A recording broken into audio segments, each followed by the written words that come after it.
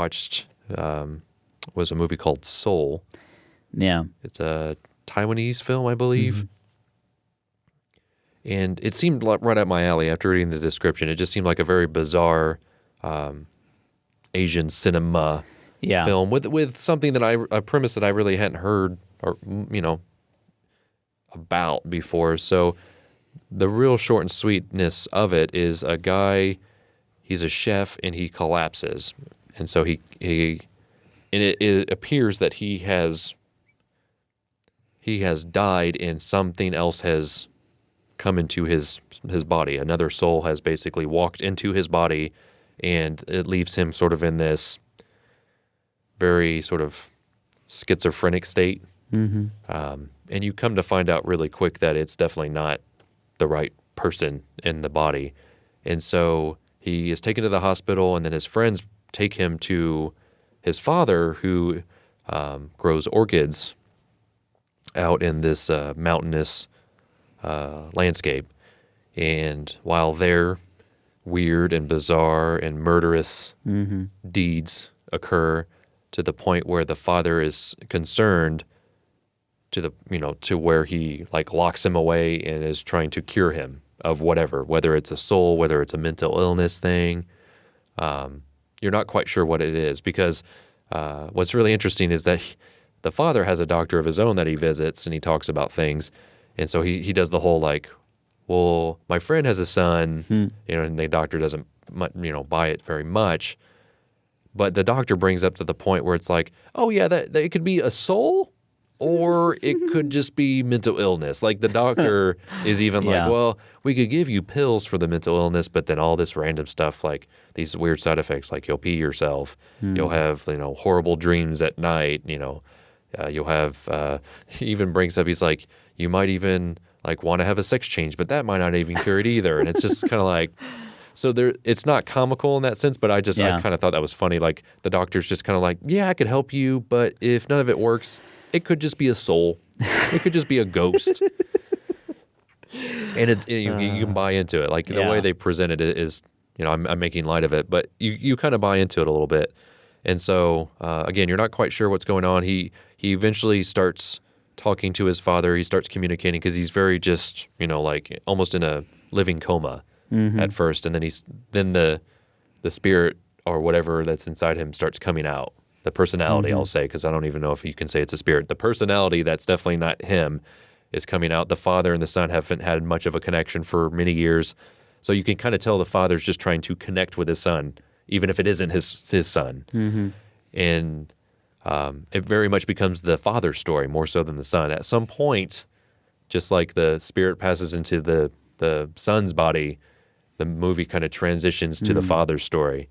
And you come to find out the random links that the father will go through to have his son around, and to and the things he will sacrifice to help his son out.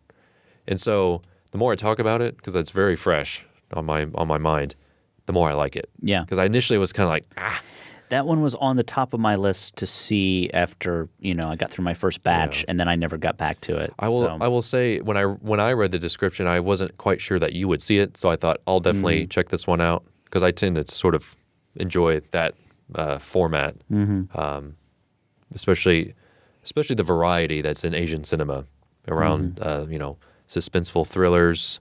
There's no like weird special effects, anything. The cinematography is gorgeous in it. And not just like, pretty colors.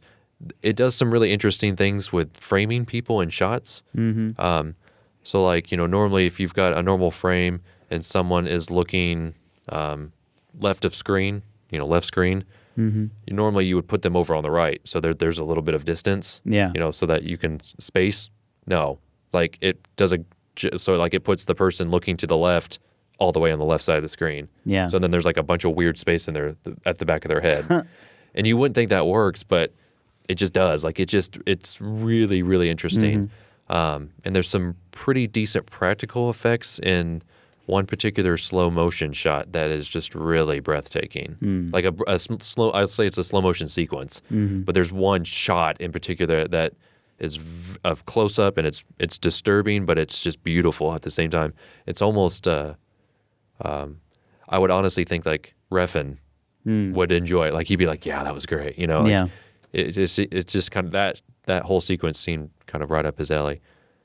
So I kind of got that when I saw it. I was like, ooh, this is pretty. Oh, but it's also terrible at the same. You know, it's like what's terrible is beautiful is kind of the way of describing it. So I would recommend it for people that are fans of that standard kind of movie. It is a little slow burn in the beginning. It does take some really weird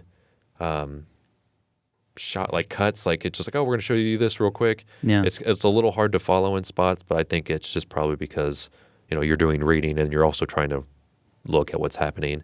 But it just the way it frames people and sort of the composition of people in the shots is really interesting. Yeah. Some techniques that I haven't either seen in a long time or are new to what I have seen, at least as a film goer. So, like I said, the more I talk about it, the more I think I enjoy it.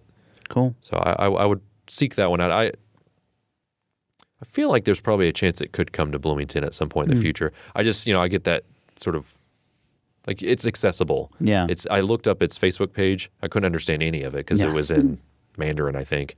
But there's a lot of press for it Okay. in that region. So I think they're probably doing okay. Cool. A Place for Film is recorded at WFIU Studios in Bloomington, Indiana.